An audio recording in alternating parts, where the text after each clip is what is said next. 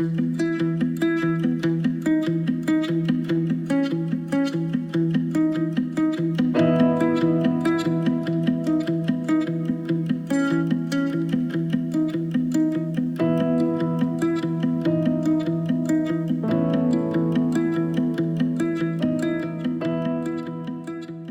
morning. I am in Coeur d'Alene, Idaho, in the northern part of Idaho, in the Idaho Panhandle. It's a beautiful morning. I'm just here in Coeur d'Alene City Park, which is right on Lake Coeur d'Alene, which is the main lake around here. And just wanted to stop by to look at the beach and look at the views and show you the lake before moving on to points further east of here. And here we are. Here's the lake.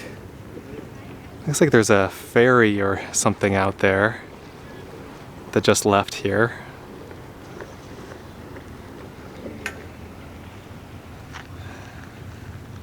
And then over here is the little beach.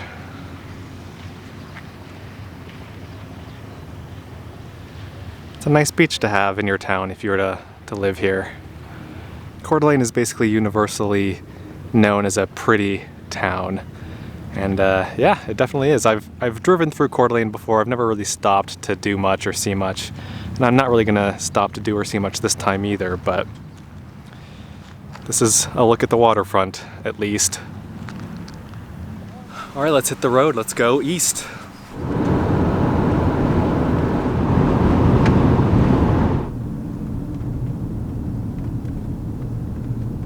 We are now in Kellogg, Idaho, about half an hour east of Coeur d'Alene. Kellogg is home to this tram here, this gondola rather. This gondola at Silver Mountain Resort here, ski resort here, is the longest gondola in North America. It's 3.1 miles long, goes up to the top of this hill, I believe. So I'm gonna ride it. I'm gonna take it up there, and then I think I'm gonna do a hike once I get up there.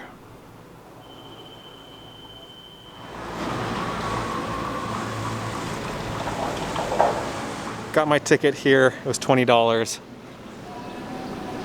Let's ride.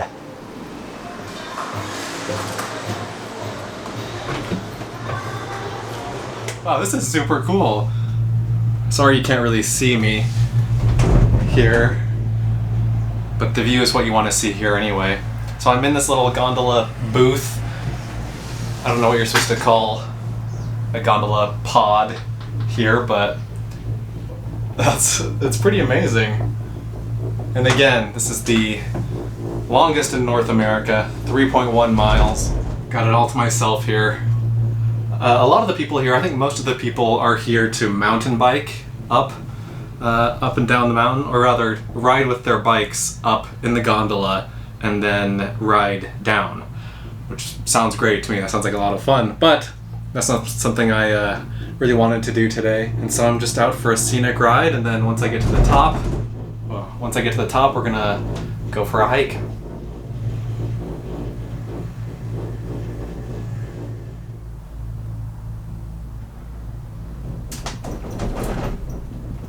This is the way to get up a mountain, to climb a mountain. I've been doing it wrong for years.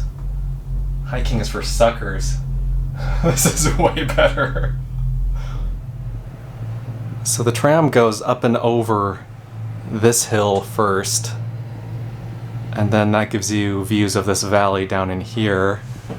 And then there's a second mountain, which is the big mountain, that we go to the top of. Well, we are definitely gaining in elevation now. That's Kellogg down below. That's the town that the tram starts out in.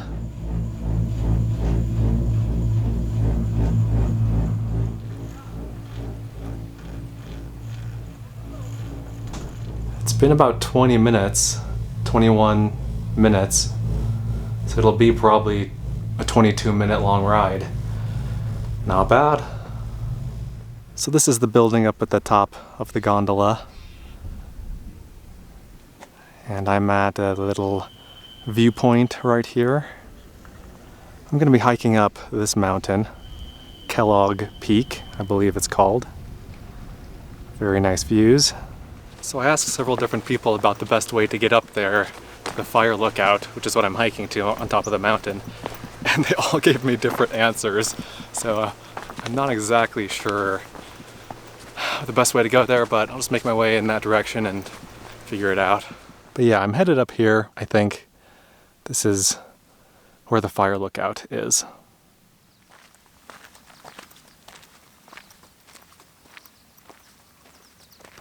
I get pretty good phone reception up here, and so I was just looking at some information about the longest gondola in the world. It's 5.5 miles long, and it's in Serbia, of all places. And the second longest is in China at 4.5 miles. This one's 3.1 miles, like I think I said. And when it opened in 1990, I believe is when it opened, it was the longest in the world. So it no longer has the top spot, but it always will in our hearts, perhaps.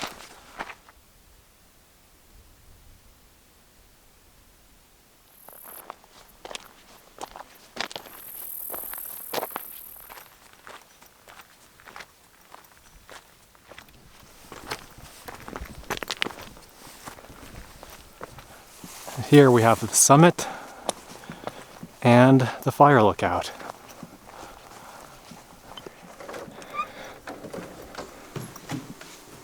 Okay, so there are about 1 trillion flies. I don't know if you can hear that.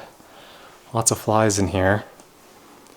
But these are just so fun. I love these old lookouts. I know there are several that you can stay in. You might even be able to stay in this one for the night. And then others you can pay to reserve.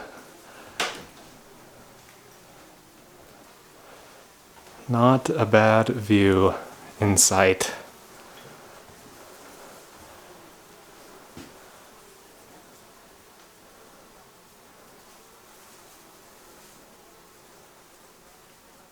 So the mountain I'm on is called Kellogg Peak, elevation 6,299.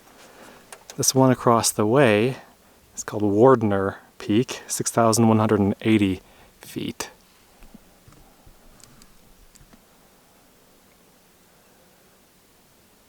So this is Kellogg. This is where the start of the gondola is. And the top of the gondola, you can't see it, but it's through these trees over here.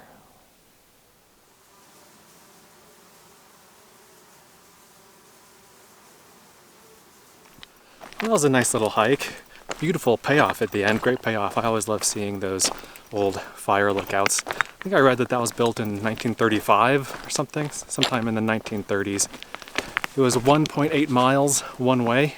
Took about 55 minutes. The hike itself was, I mean, you're hiking on a dirt road, so that's not great, but and the scenery was nice and yeah, worth the effort. Again, it's always nice to climb a mountain without having to do a ton of work. I'm gonna head back to the gondola now and take it back down to the car.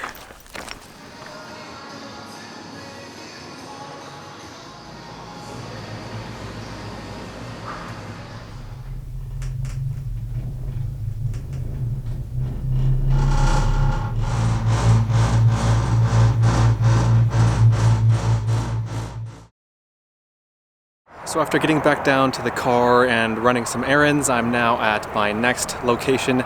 We are at Old Mission State Park, east of Coeur d'Alene. You might remember when Cassie and I went to the oldest building in Montana, which is St. Mary's Mission. This is from that same era. This is from 1853. It was built between 1850 and 1853, making it the oldest surviving building in Idaho. And speaking of St. Mary's, that old mission church in Montana, this was made by the same guy, by Father Ravalli. This church is definitely more impressive, just in the sense that it is bigger, it feels more grand than the one in Montana, than St. Mary's Mission Church. This one, again, is larger, and doesn't feel quite as down home frontier-like as that one. That one really felt like it was built on the frontier. This one could have been built, you know, 40, 50 years ago. Doesn't make it any less beautiful though. It really is a beautiful, beautiful building. Let's go inside.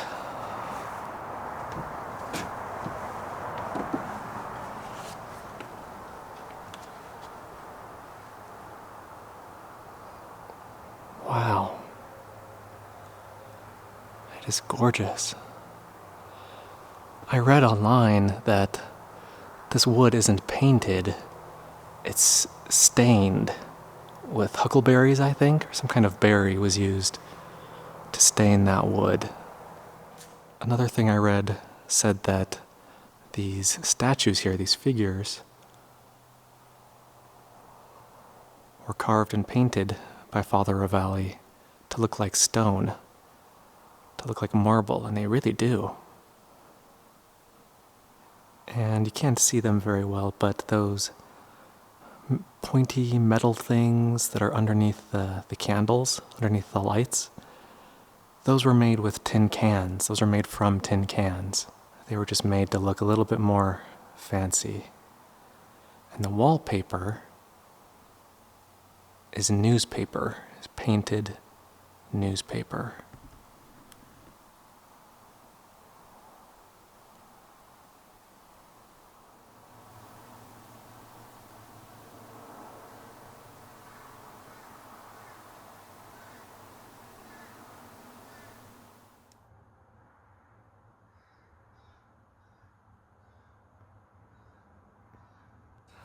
The construction was overseen by Father Ravalli, but he didn't do the actual construction, most of the actual construction.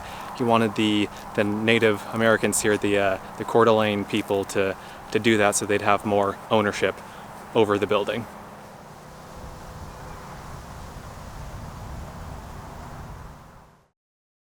I'm now in the old mining town of Wallace, Idaho. Used to be the self-proclaimed silver capital of the world. Silver mining was a huge deal here.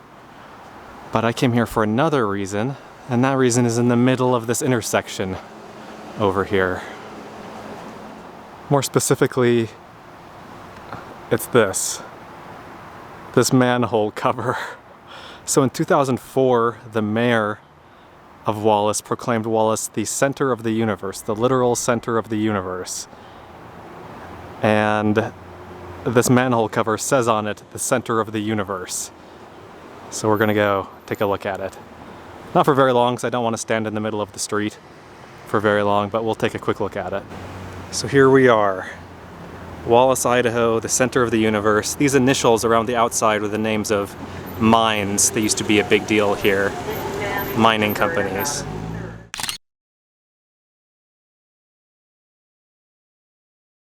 As I was standing in the middle of the street taking pictures, this guy drove past and yelled at me jokingly, "Hey, you're taking up the entire universe!" Thought that was pretty funny. And I mean, I have to say that mayor, whoever declared Wallace the center of the universe, that was inspired, that was genius.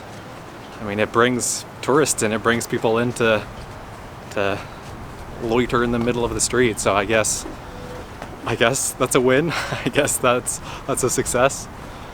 All right, we're gonna go for a hike now, just outside of Wallace. I think the trailhead is only about 5 minutes away. But I have to say, I do like the look of this town. This old mining town. I love the buildings.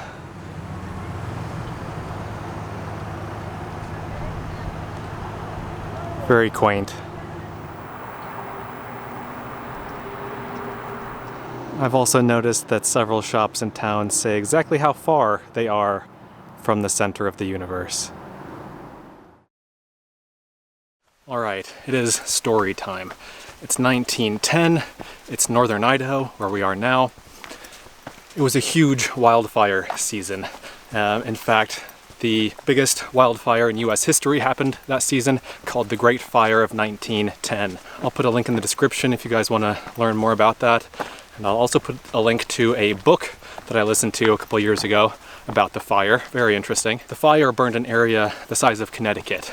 Just a massive, massive wildfire. And forest rangers were tasked with fighting the fire. And so in this area, there was a group of 45 men fighting the fire, led by a man named Big Ed Pulaski, and the fire turned on them.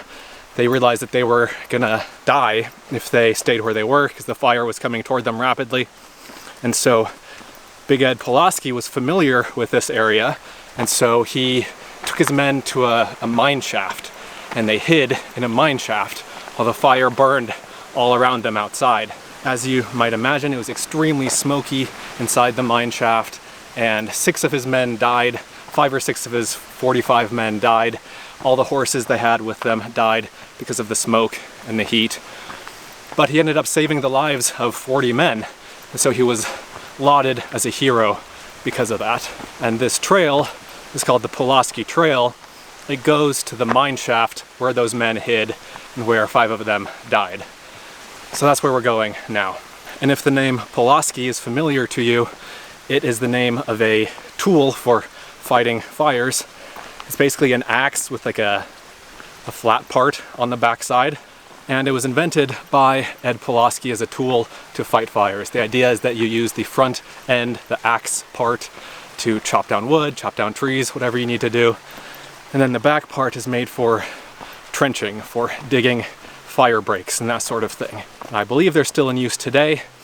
And yeah, it all started right here in this little canyon that has obviously recovered from the wildfires of 110 years ago. You'd never know there was a wildfire here, at least I wouldn't. Right now it's just a quiet, beautiful, peaceful forest. Oh, and there are 2 other parts of the story worth mentioning.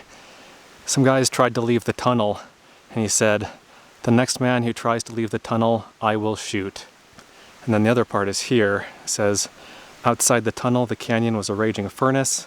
The mine timbers caught fire, so I stood at the entrance and hung wet blankets over the opening, trying to keep the flames back by filling my hat with water, which fortunately was in the mine, throwing it on the burning timbers." And we have reached the mine shaft.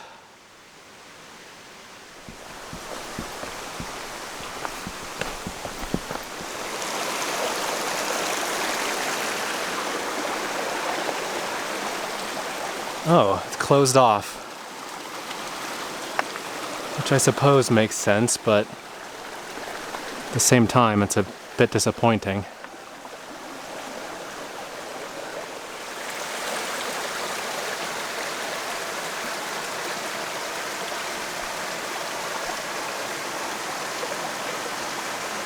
It took me 45 minutes to get here, 1.9 miles. It's a sobering place to be, you know? This is where dozens of men almost died, where 5 men did die. I understand why it's blocked off. All right, let's get out of here. Let's go find a campsite.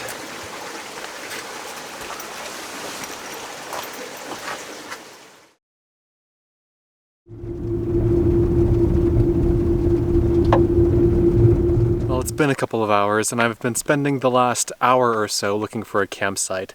I found a couple that were okay, but they were not very good. And then I found this spot, which is basically on top of a ridge, high up on a mountain.